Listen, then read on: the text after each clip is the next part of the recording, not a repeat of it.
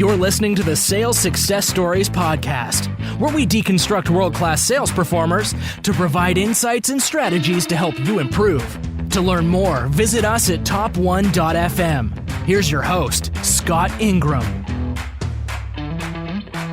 Today, I've got another sample story for you from the upcoming book, Sales Success Stories, 60 Stories from 20 Top 1% Sales Professionals.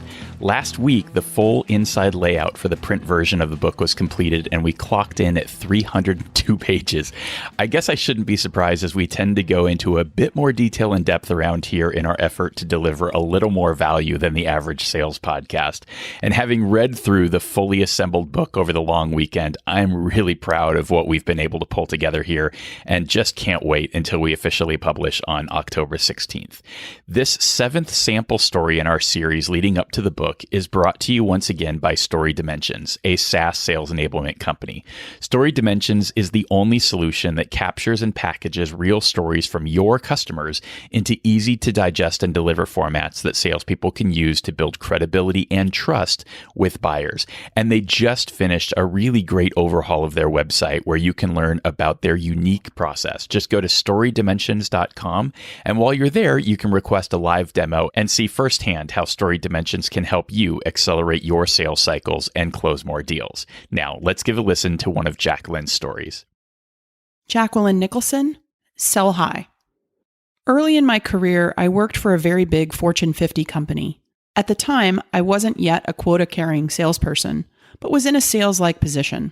I was in a role leading a massive global project for an internal center of excellence at the shared service organization within the company that essentially had me selling the services that we manage for them. So in fact, I was selling, albeit internally, and was actually the reason I got into sales. It was a great experience and was something that shaped my career and sparked my desire to go into sales full-time externally.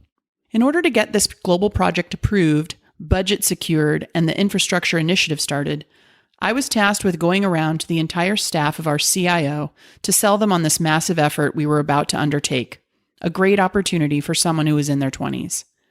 Never mind the fact that I wasn't working for a manager, which was traditional. I was reporting to a director, which was unusual in the hierarchy of this company. My director was then called onto a special project, and after the project approval, I ended up reporting directly to the vice president of our division for the next several months.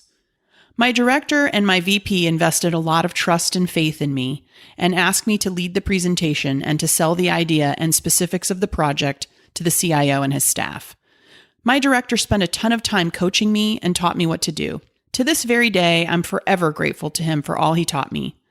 I was to go around and interview everyone on the CIO's direct staff in advance of the meeting in order to make sure that prior to the day of the CIO's staff meeting, we had a buy-in from everybody. I spent several weeks scheduling meetings with very senior executives of the company who reported to the CIO. When I briefed my director about all of my findings, I was so proud. He also was thrilled. It was funny, though, as I ticked off all of the people I had met, Danny, Tom, Kevin, and Jeff, it was at that point during the conversation that my boss reacted in complete and utter disbelief. He said, "Why the hell did you meet with that guy?" I said, "Well, you told me to meet everybody on the CIO's staff." He said, "He doesn't work for the CIO. He works for the vice chairman of the board." I'm pretty sure at this point that I turned several increasingly paler shades of white. I was thinking that I was in big trouble, but actually he started laughing and said, "Well, what did he say?" I responded that I met with him for over 90 minutes and that he was very excited to hear that. He shook his head, and I assumed he had a flashback to an interview question he had asked me a year ago. He told me to describe a situation that intimidated me and what I would do about it. I sat there for a moment and was dumbfounded, giving it some thought and then some more. After careful consideration, I told him the following. "I'm really sorry, but honestly, I can't think of anything. I don't mean to be difficult, but if I do think of anything, I will call you back." Several months after the project was successfully completed, that extra person I interviewed summoned me to a meeting. You know, the one who did not report to the CIO, but to the vice chairman.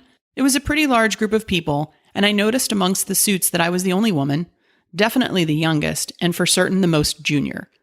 I knew many of them, all senior management, directors, and those above.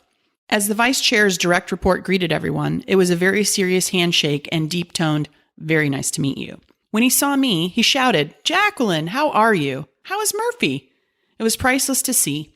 His face broke out in a huge grin. He happily shook my hand with his other hand, also enclosing mine in a friendly, kind handshake, and completely dumbfounded the entire group of people. It meant the world to me.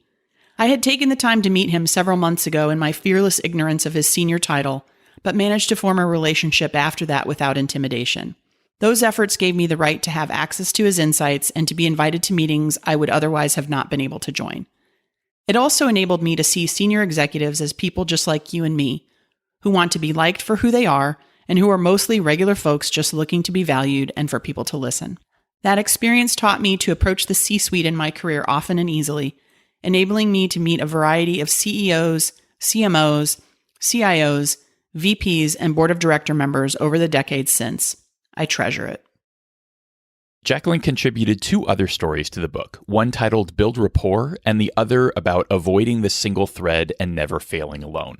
For the latest on the book, you can visit top1.fm/book. And I've also set up the best offer you're ever going to see on the 2019 Sales Success Summit, including an option where you can pay just $75 a month to attend. You can check that out at top1summit.com. Then come back next week where I'll have another great interview episode for you. Thanks for listening to the Sales Success Stories podcast. To be sure you never miss an episode, and for an invitation to our sales success community powered by Influitive, subscribe to our newsletter at top1.fm.